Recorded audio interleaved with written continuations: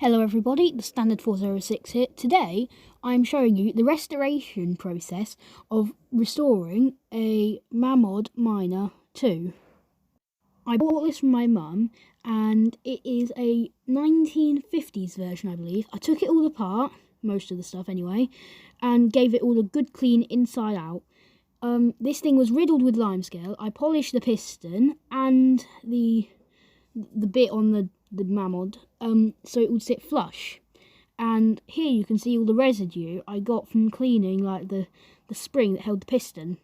The safety valve was clogged with limescale, so that had to be cleaned. Then I took everything apart because why not? I like taking things apart. Right then, so it had barely been used, and here I am lighting the fuel tablets. No, not fuel tablets. Methylated spirits. Keep it in one place.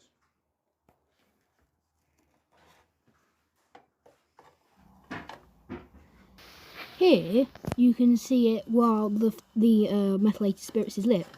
It won't run because the pipe is clogged with limescale.